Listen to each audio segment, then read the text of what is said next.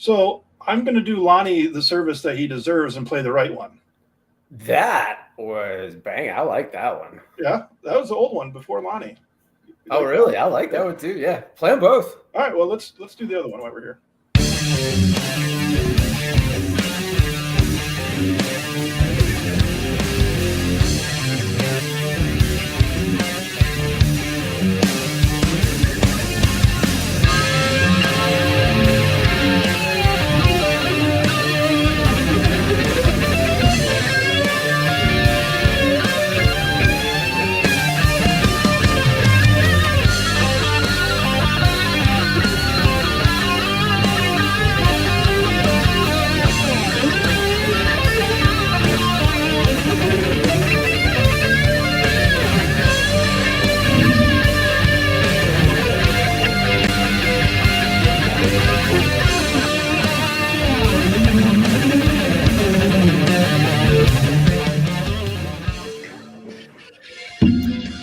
Oh shit! I turned on my phone. Tried to repost your post. Jesus, man, it's almost like this thing isn't planned out, and we just shoot from the hip. It's almost like it hasn't happened in about 5 months. I don't know. Right? Yeah, there's no consistency to it. That's the problem, Adam. Well, that's why where we are not consistent. I will take the blame for that. I have been out of pocket for feels like a year, but it's only been about 8 weeks now. So, is what it is. I can tell you where I was there. Can you guys read that? Pearl Jam, Melbourne. Yeah, I was not with Pearl Jam, but I did see Pearl Jam while in Melbourne. Right. That was nuts. So where's Melbourne anyway? Melbourne? That is it. That's in Florida. I was in Melbourne. Melbourne. Well, Melbourne. Melbourne, as they say in the land down under, at the very southern tip of Australia. So, just keep cruising the channel, keep cruising the X feeds, and you'll start to get a little more details about it. I'm not allowed to talk about it yet, but it's coming. It's coming. Yeah. He's down there. He became a marlin fisher. Yeah, a marlin down in Australia here. Yeah. I let the cat out of the bag on that one. Yeah, lots of tasty things to eat down there for sure. Oh, so how are you? How's Christmas? How's New Year's? It was as good as it needed to be. If that's, you know what I mean? Like, try not to have expectations, but, the things didn't work out necessarily where the kids were supposed to be. Anyway, it was a whole big thing. We had a plan. I thought we had a plan with her mom, and then it kind of changed the last second. And so we had to make it work. And so it was good enough for me, man. How about you? Yeah, I can completely empathize with that. That happens to me quite frequently with my ex as well. Mine was good. We got back to the States on the 20th.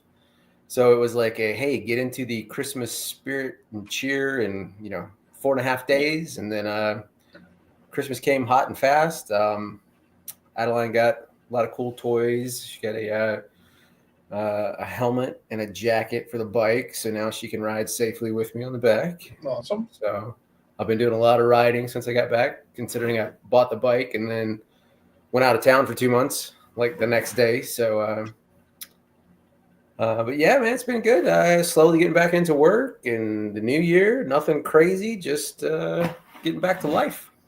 Yeah. Getting back to life. Well, it sounds like you guys are going to have some crappy weather down there, so the bike thing might not. Yeah, it's going to be in the shop for a few weeks. So I was driving up. I'm in Raleigh, North Carolina right now, and somewhere between Greensboro and Raleigh, I started seeing. I was like, man, what's all this stuff on the ground? And it had snowed at some point. I think maybe early this morning or last night. Just little flurries, little patches that hadn't melted yet. And then I got a little bit further up, and some cars were getting on the interstate with about 2 or 3 inches of snow still caked on, the roof and the hood and everything. Mm-hmm. So they got a decent amount around here at some point. We might be in for some whiteness here in the next few weeks. So especially next weekend. Yeah, my little storm, whatever they've been showing on the weather, it looks like North Carolina was right in that. So that big dick going across. Yeah. That's exactly what it was. Hey, Exactly. you know what? We got a comment right from Go that I think would be a good thing to start us off with. And yes, Alice, I did see your comment earlier. She says, I don't know if you saw my tweet, but I messed up during Christmas. I just reset my I Am Sober app and I am 1 day, 20 hours. I messed up. Oh. Well, Alice, I think I actually retweeted your tweet about messing up and put some comments on there about, it's not so much that we messed up as it is you haven't thrown that time away. It's you've had, what was it, 1,000 something days, I think, if I remember the right person, had a whole bunch of time of things that worked, and then one day where things didn't work. As long as you take those things that didn't work and you learn that lesson, then it's by no means a failure. So the failure comes in not applying the lesson. Yeah. And so far it looks like that you've reapplied the lesson 1 day and 20 hours worth of time. So yeah, absolutely. Congratulations on that. Yeah. It's a bad day. That's all it is. Like it's probably not a good analogy, but the one I've been using with clients is like you go on a diet, right? And so you've been doing good for a week, and then you're like, oh, okay, I'm going to have a cheat day.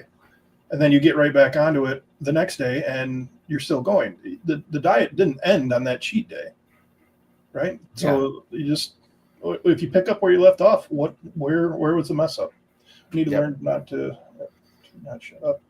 It's when I shut up, but I mess up. Same. Yeah, I agree. Same. Keep talking. I used to have the same issues. So I think a mess up, you could make the argument that a mess up is I did this and I said nothing to no one, and I'm struggling about something that caused this day of drinking or whatever it was, caused me to take this drink, and I didn't talk about it. And the only thing that you're messing up is, your relationship with yourself. Yeah. That it's always, as much as it sucks and it hurts to do, and you're embarrassed, and all the feelings of guilt that come around a lapse, a relapse, a mess up, whatever you want to call it, trying to hide it is the first step in continuing that relapse. Mm-hmm. Trying to hide it and not let anybody know. Yep. That's the first step. Like you've kind of peeked over the ledge and you got 1 foot hanging off. Trying to hide that mess up is go ahead and jump it in. Yeah. So I mean, if you look back at it, and I don't remember how many days it was prior to this either. So, let's say it was 100. I'm fairly certain she had a lot more than 100. So now, 100 days from now, if those are, sober days or not drinking days, then you had 200 and some odd days of not drinking, and then 1 day of drinking. I know that we get, the way of thinking about this thing is always like every mistake is a restart. Every mistake is a failure. Every mistake needs to be just dissected and torn apart. And I truly believe that it's more like, you know what, I drank that day and I don't want to do that anymore. So I'm going to keep trying not to drink. That's not to steal AA a thing, but 1 day at a time. Just today, I'm just going to try for today. And Yep. Well, I think everybody has to start at that point. I mean, mm-hmm. I think that is the first milestone. Like everybody starts out as a white belt. So your white belt level is just for today. I'm not going to drink just for today. Yeah. And as you learn to love yourself, and as you start to understand how you operate and what works best for you as far as sober strategies, you can kind of start, I don't know, I hate to use the term leveling up, but I mean, you start to understand how you operate. And so you can plan a little bit, you can put things in place to make it easier for you day by day. Yeah. And this is a perfect example of, and I went back and looked, Alice, it was 1 year and 7 months. So you've got 1 year and 7 months worth of knowing what to do, and you just found out what not to do. Mm-hmm. And so as long as you put that into your arsenal, you go, you know what? You keep on trucking. Yeah. Keep on heading back down. that's a wealth of wisdom. 1 year and 7 months to Absolutely. not to do something. And I can't remember everybody's story or how much you were drinking before, but obviously you wouldn't be trying to quit drinking if it wasn't a problem. So it was clearly an issue, right? And so you got 1 year and 7 months under the belt. That's a lot of wisdom. You didn't lose that wisdom because you went out and you made a choice, right? At this point, I think once you get to that far, like for me, if I decided to go out and binge again, that would be a decision. It's not like I didn't know what to do. I didn't know how to cope with myself. Exactly.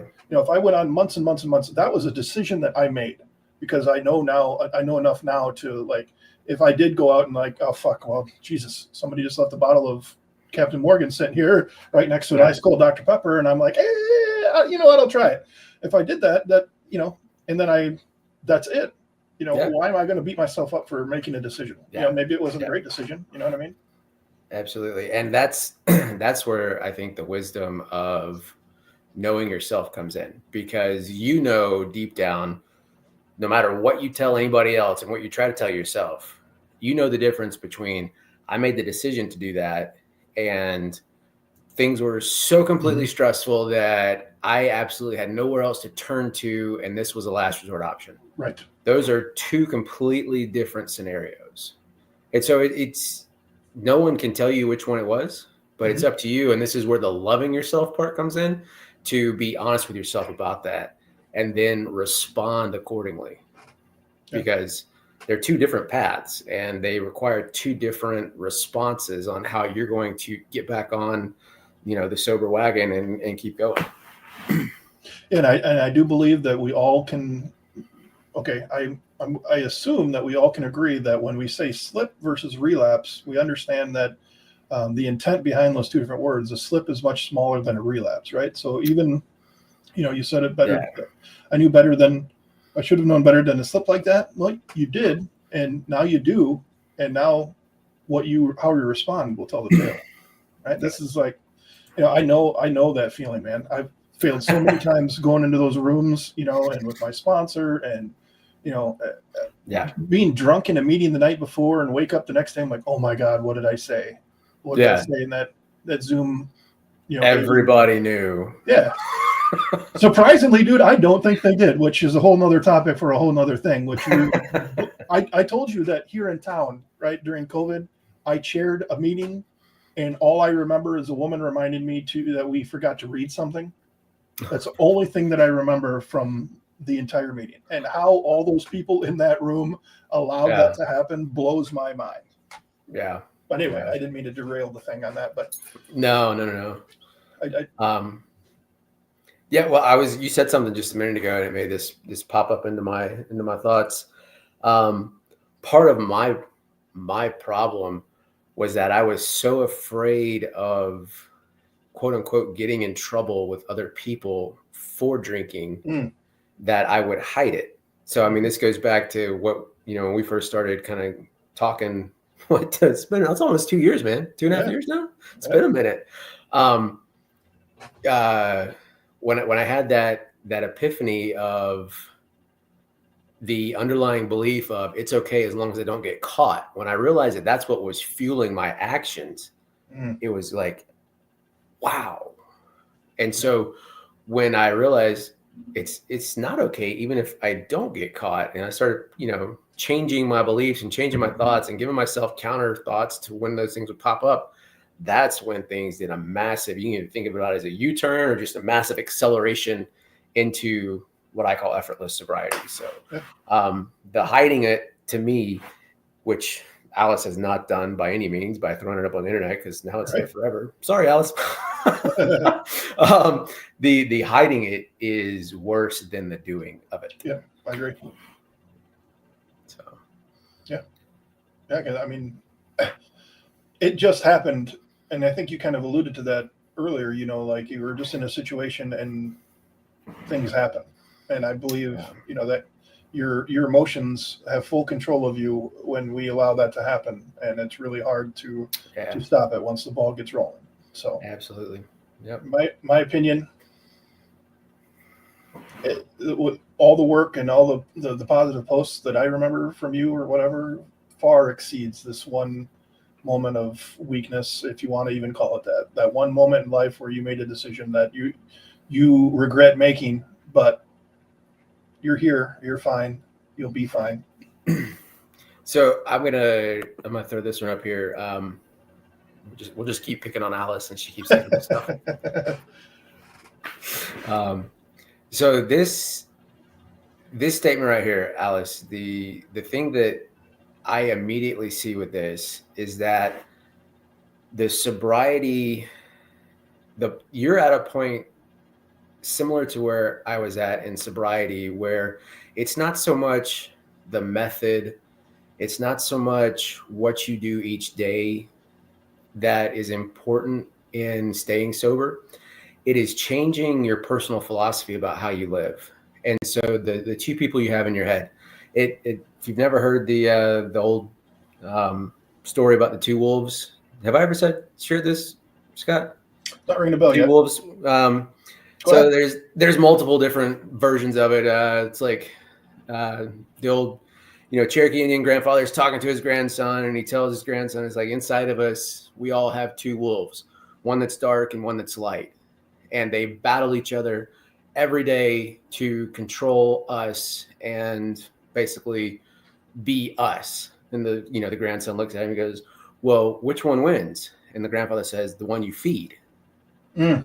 And so that, it's a nice little allegory of personal philosophy and your own thoughts and your own beliefs, and tuning into the ones that are going to benefit you and behoove you as you move forward in sobriety.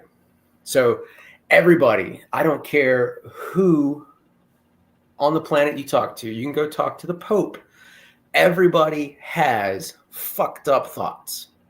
Every single person, because we can't control thoughts. Thoughts just come out of randomness based off of our entire life experience. And it's just weird shit that your subconscious throws out there. All right. And so learning to observe those thoughts, being the person over here, seeing the thoughts come up, and you go, you know what, that's some really fucked up shit. You don't really need to think about that. We're going to take that one and just say, it was nice to meet you. See you later. Mm-hmm. Because if you try to sit there and not think about it, what are you going to do? You're going to continue to think about it. So the way to get the messed up thoughts, the ones you don't like, the ones that are going to take you down a road you don't want to go, the way to get rid of them is to actually acknowledge them. And you go, you know what? I am wanting a drink right now. Mm-hmm. You know what? This is triggering me to want to drink right now, but I'm not going to do that. Because if you just keep saying, I'm not going to drink, I'm not going to drink, I'm not going to drink, you're going to keep obsessing about drinking. And this is psychology 101, yeah. Esoteric wisdom 101, ancient knowledge 101. It's how we know we operate. But this point in your sobriety, to me, just says that I need to take a look at my own thoughts and develop a philosophy for myself to live by that allows me to do what I want to do and be sober at the same time. So that's all I got to say about that. No, that's really good. I could talk about this all day. Yeah, dude.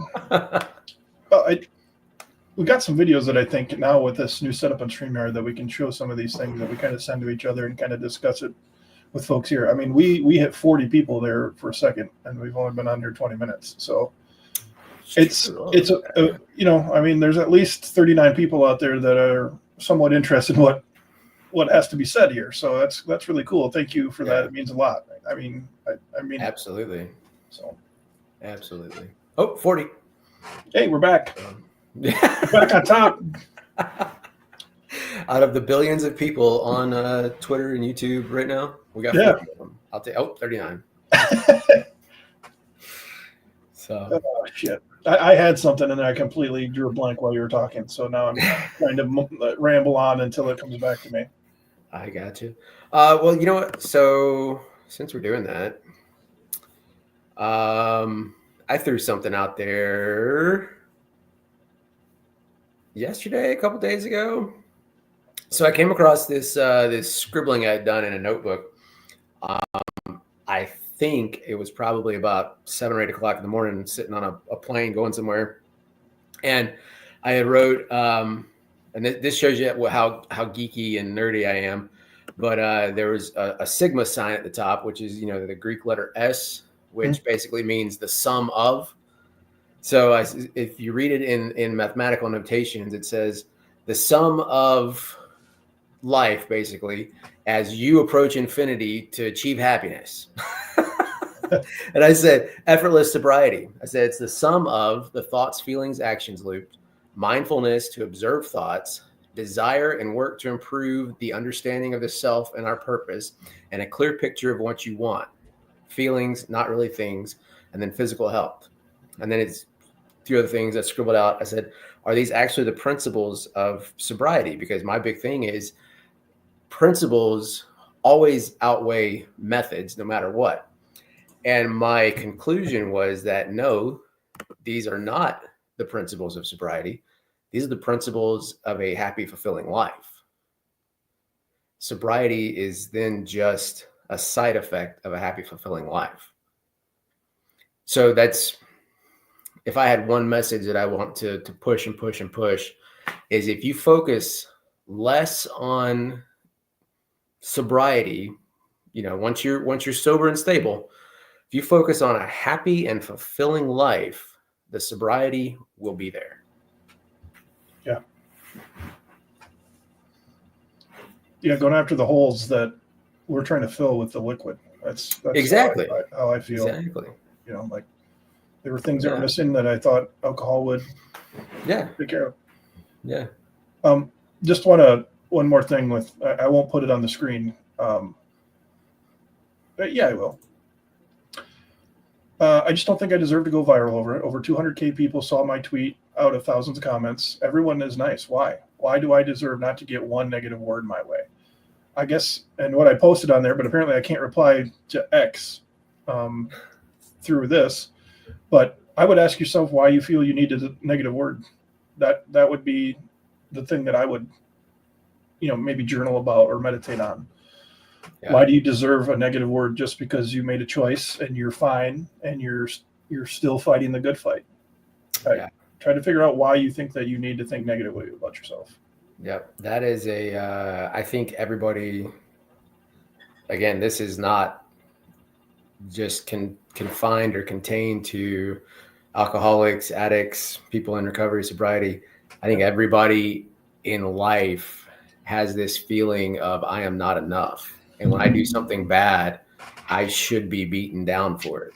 Yeah. And that's part of us as human nature. That's part of the culture we live in now, especially with the internet and everybody just letting loose, being keyboard warriors. Yeah, but man. You are enough.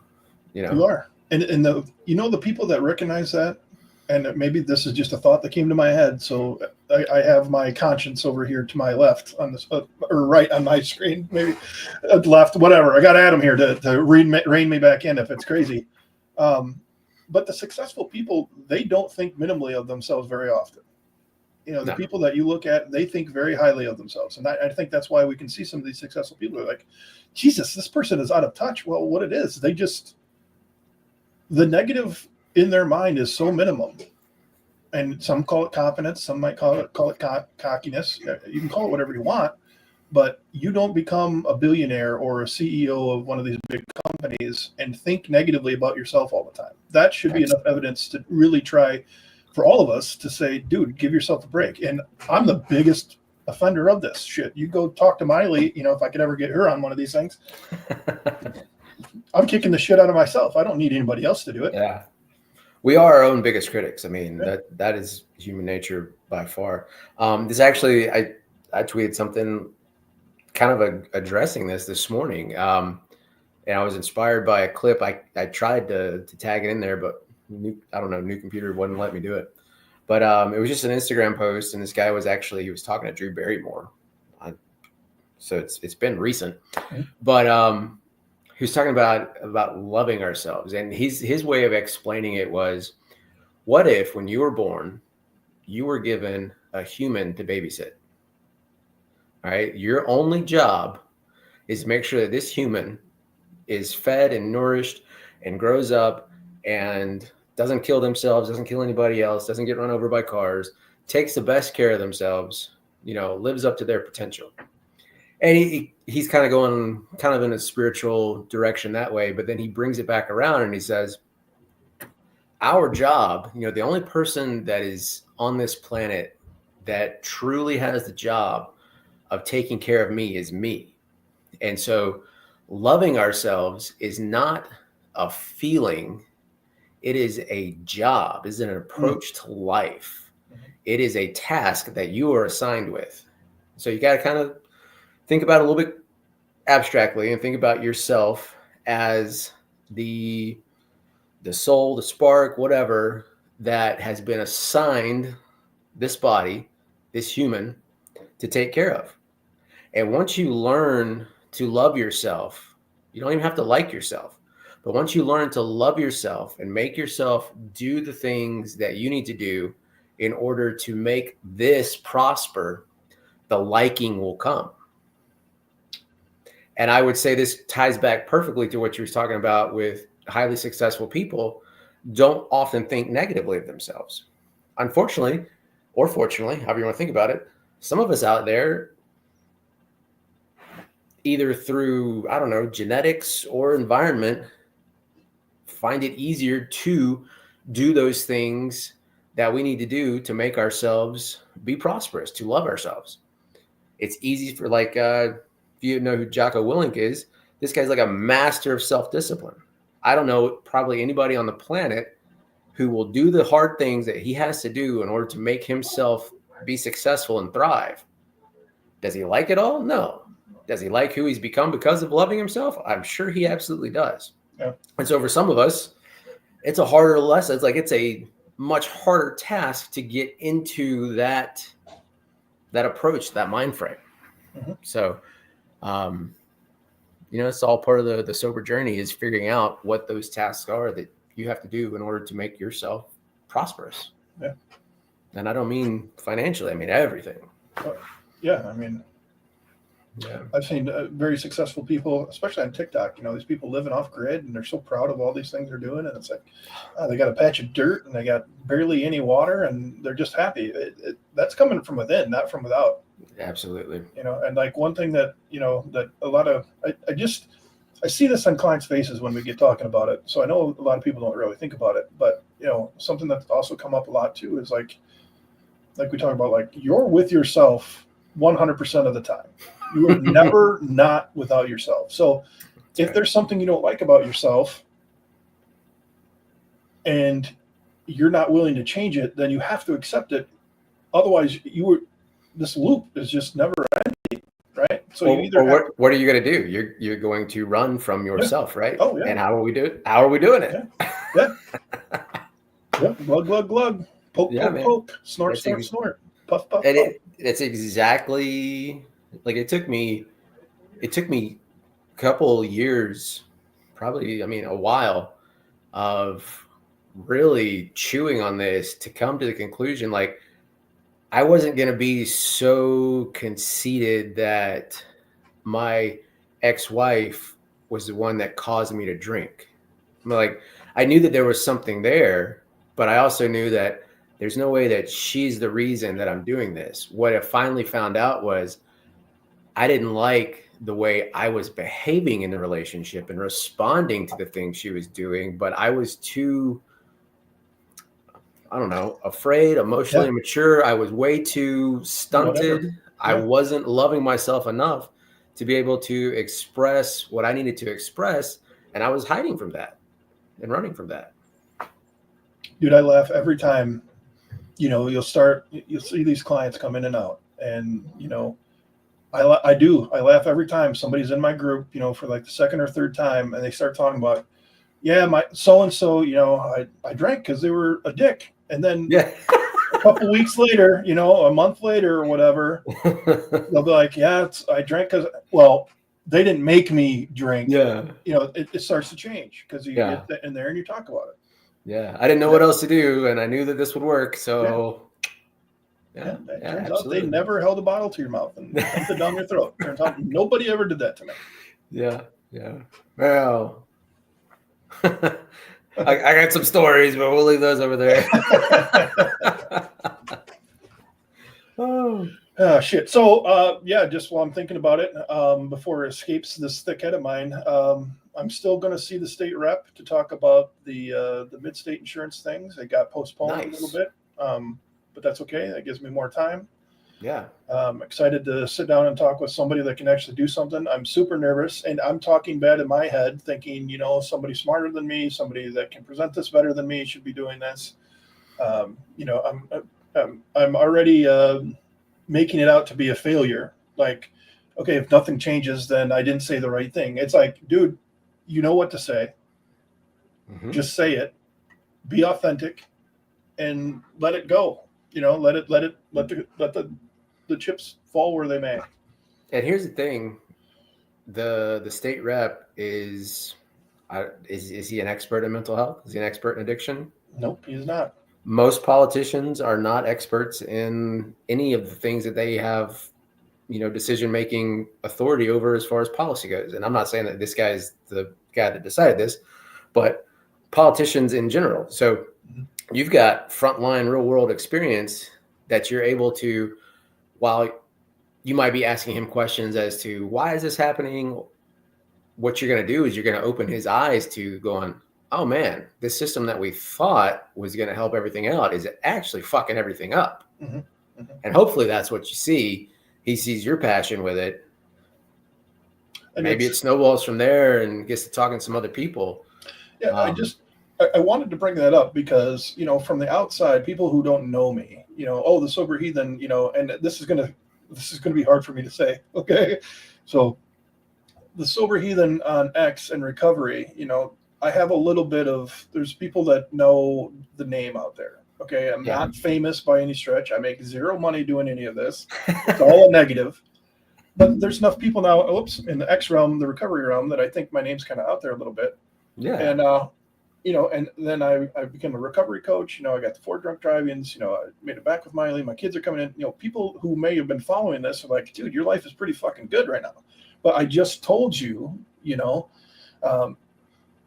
again, I go back to my recovery started when I put myself into treatment the first time when I made that decision on my own. So it's been, closer to 3 years now than what the date would be that they would have me have. You know what I'm saying? Yeah. And we all know who they is. But so you think, yeah, dude, look at all the things that you've done here in the last 2.5, 3 years or whatever. Things are going pretty good.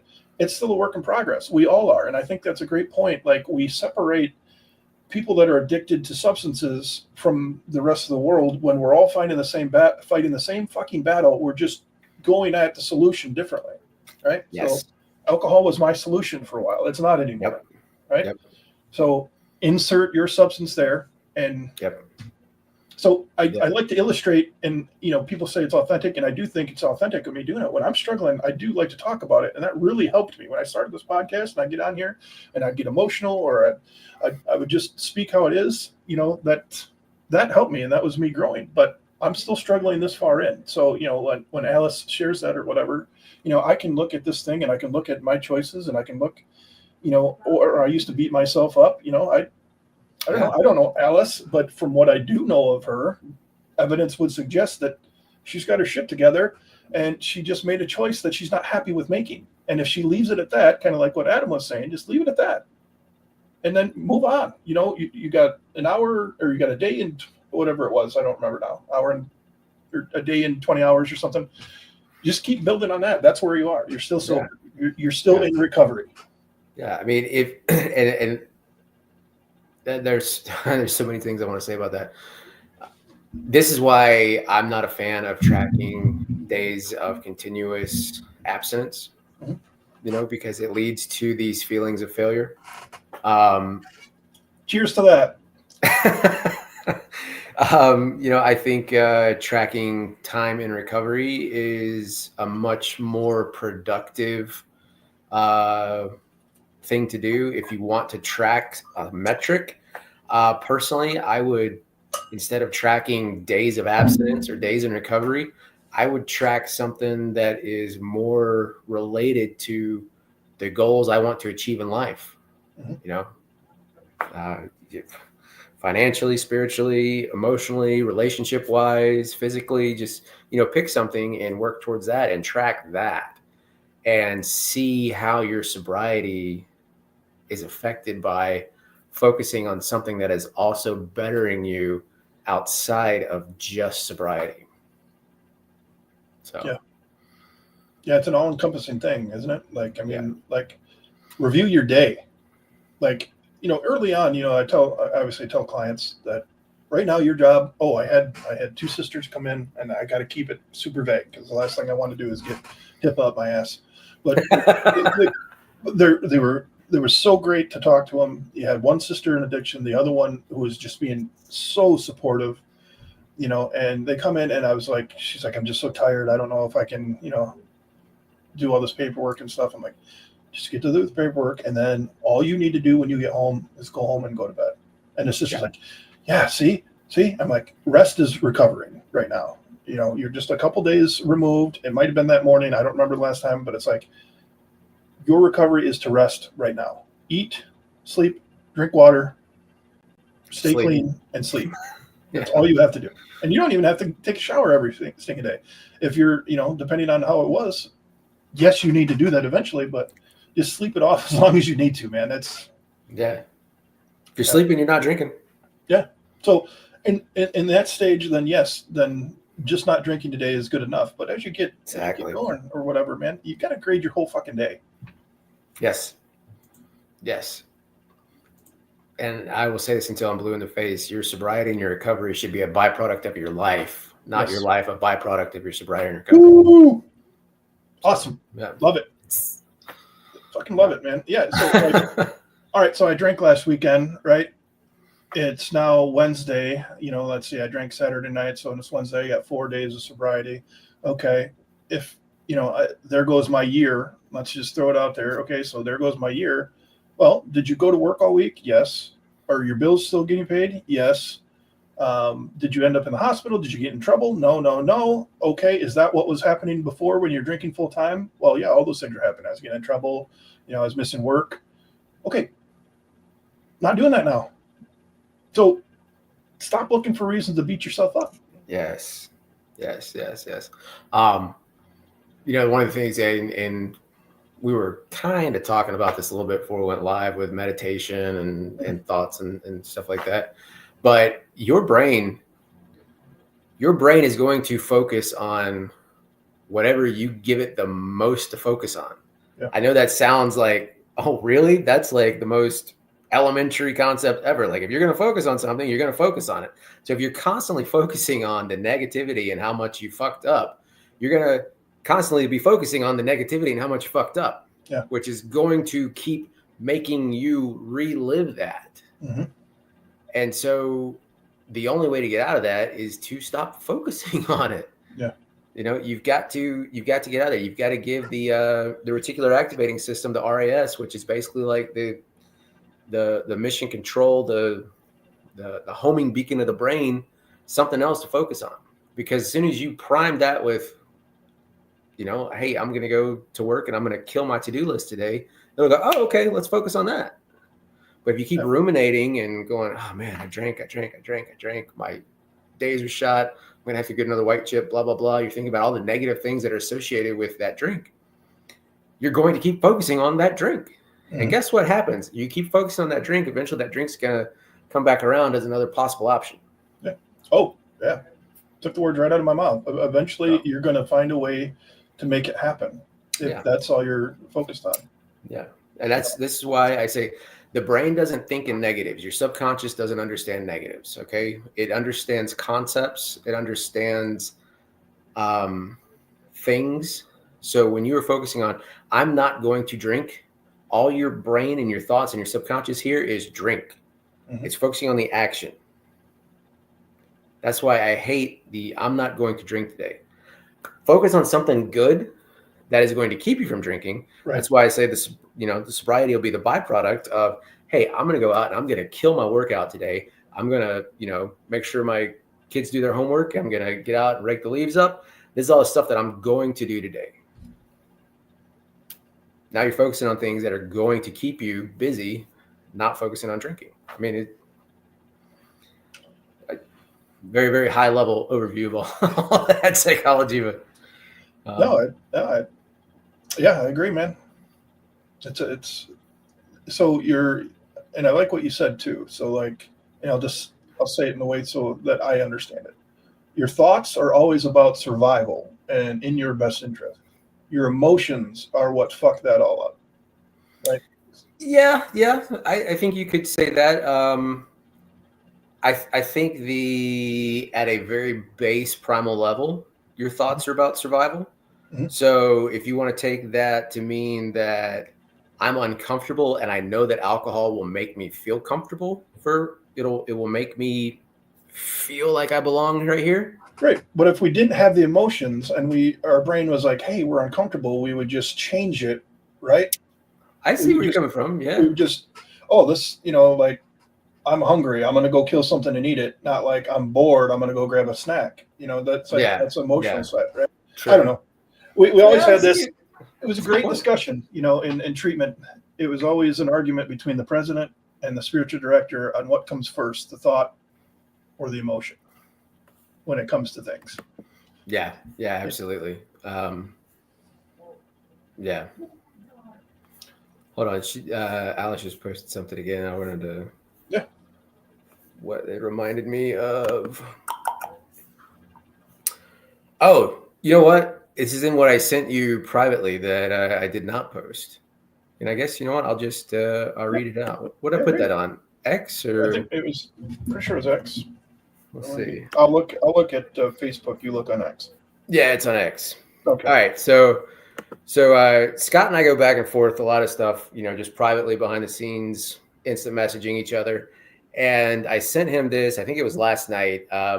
I was just kind of in a mood, nothing bad or negative, just kind of, I don't know, just thinking about things. I tend to think and ponder, and I don't know, I'm kind of a geek like that. But I just sat down and started typing, and this came out. So Alice, your comment right here.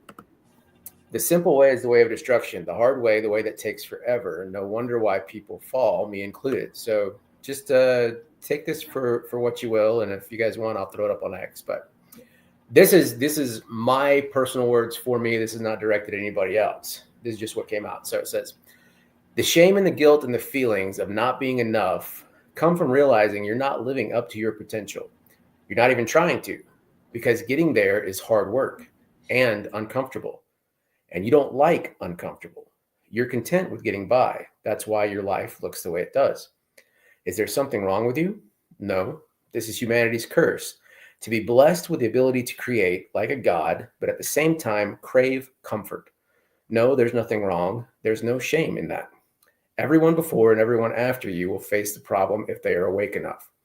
But to sit and allow it, there is guilt in that, and you deserve every bit. But here lies the problem. Instead of fixing the problem, the guilt of not doing, by simply doing, you seek the comfortable solution. The sedation, the numbing, the running and hiding. After all, every boat floats and will go with the current. The question then is, will you accept your life, your ability to create, and fucking man the helm? I think I've been standing at the wheel for a while, kind of steering to avoid trouble, but at the same time, not really charting a course. It's time to pick a destination. So, just like you said, the simple way is the way of destruction. We don't like uncomfortable. We don't like hard work. It is in human nature to pick comfortable and to pick safe. And so that's where the catch-22 is that when you realize that, hey, I've got to do the hard work, and then something really hard comes up, there's another easy way out. There's always an easy way out. The decision is to do not what is comfortable. The decision is to do and take the action to get what you want and where you want to go. And I think when it comes down to it, that is sobriety and recovery, kind of in a nutshell, is that whether you're at the 1 day at a time stage or you're at 30 years and you haven't thought about a drink in 28, you're constantly always making decisions to better future you. And as soon as you stop making decisions to better future you, and you make decisions to be comfortable in the present, that's when you start back down that slope to, I'm just going to numb this. I'm going to hide from that. I'm going to sedate that. Whether you ever pick up a drug or a drink again in your life, the fact that you're looking for a way to numb that needs to be a warning sign. So anyway. Yeah. Lots of stuff. Oh, that's good stuff. Yeah, I think you should throw it up there so people can put their 2 cents on it. Yeah, absolutely. Pick a destination, motherfucker. I'm talking to myself right now. Yeah. Hey, where do you want to go, thing. dude? Do you want to do a podcast and be out there giving information to people or not? Because where you been? Yeah. Where you been? Yep. Sober heathen, little bitch. So Yeah. with that said, I plan on Thursday. I got some people in the queue that want to come on for an interview or discussion Nice. or whatever. So I'll start reaching out to those people. Obviously, Adam and I will hopefully be doing these things more now that he's back on his regular schedule. Wait, 67, man. Oh, look at that. Yeah. Oh, 66. You scared one way. I did, because I brought up, I started talking. Adam's talking, we go up to 67. I start talking, we lose somebody immediately. I know who it is. It's probably my ex-wife. Yeah, so Thursday I plan on doing I'm going to retell my story. If Adam wants to hop on and join and talk or ask questions as we do that, because I think it's been some time now. I probably got some followers that haven't heard it all the way through, just bits and pieces. So that's the plan for Thursday, and I think Thursday would be a good day for me moving forward to kind of do these things. Cool. I don't know about you, my friend, but that's kind of something happen. That's the end of my work week. So because I got Fridays off, and then the kids are here on Fridays, so if we can go get them on Friday, anyway, and that's every other weekend. So Thursday, I think, is what I'm going to start to plan, and maybe we can start getting some guests with some consistency. Nice. I like it. Yeah, hopefully I'll have some stuff coming down the pipe. I'm working on picking a destination myself, so we'll see what happens here in the next few months. Well, I have all the confidence in the world in you, my friend. So I appreciate it. I know you're gonna do some special things. But Alice, you know what? We can keep going. So anyway, good. I'm glad that we got on here when we did, because the biggest game in football game in my lifetime is happening here in about 20 minutes. I know, the Falcons people and the Georgia Bulldogs have been pretty good. So Adam doesn't know. Not in the way that Lions fans understand pain and suffering. I want to point something out. I don't know if you're aware of this. Do you know what the Broncos Chiefs score is?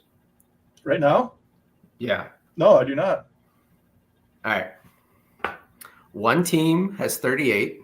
And one team has 0. Man, if it's the freaking Chiefs dominating that way on a game that doesn't matter, that's so sad for the Broncos. No, it's the Broncos. Okay. Broncos won 38-0. Good.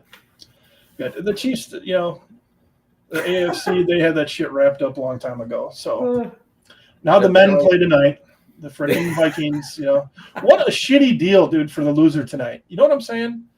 I don't even know where we're at this season. So this is the last game. So the Lions and the Vikings are 14-2 going into this game tonight. The game is in Detroit. Okay, they're both in the same division. So the winner wins the division and gets the number 1 seed and gets the first round bye and home field advantage throughout the playoffs. The loser drops to the 5th seed, is a wild card, and will not have a game at home. And they're going to be 14-3. And you know what I mean? Yeah. Because of the division winners get the thing, you know what I mean? So whoever loses tonight, a damn good team is going to have a long trip to get to the Super Bowl. So as a Lions fan, I feel like, I've been here before, and it's heartbreaking every goddamn time. But new coach. Feel you. this team is something special. Knock on wood. Let's see. Plus, Miley's son, he's 14, and I don't know why he is, but he is a Vikings fan. So Thursday might not happen. You're going to be going at each other? Yeah. Thursday might not happen if things go too south for the Lions tonight. Oh, that's awesome. But, yeah, man. No, hey, it's great talking with you again, my friend. Yeah, buddy. Alice, thanks for jumping in. I'm going to figure out why I can't comment back on X. Can you comment back on X through here? Right above where you post, it says can't post comments to some destinations for me. No, the only thing that I've got, I think if I can post a comment, but it's going to show up as you. Oh, you can't. Oh, it's not letting either one of us post comments back. So we can see the comments from X. Yeah. Yeah. You can see the comments for X, but we can't reply directly to them through this. Okay. Well, we're going to end with 68-25 from your feed, dude. Really? Mm-hmm. Look at that. I'm impressed. Yeah. I'm impressed. Well, thank you from everybody. That's the 25 I've got following me. Yeah. I don't even. So something happened over November, December. Like I guess Elon went in there and like scrubbed all the bots. So I went from 1,300 followers down to 700. Almost cut me in half. I was like, Jesus, man, what did I do to piss everybody off? No, it was just that. Yeah, I think I hit $3,000. Now I'm at 2,800. So Oh, you're working back up. That's 71. We should keep talking. There's 71 people, dude. Yeah. But we can't. So Thank you for listening. Again, it means the world to us. And I will, if Adam's free, we'll both see you Thursday. If not, I will be here Thursday evening, probably 7:30ish. Yeah. Check out the replay if you got on late. And we talked about some good stuff. So check it out. Yeah. Yeah. Great stuff. All right. Have a good night, everybody. Adam, see you, buddy. Adios.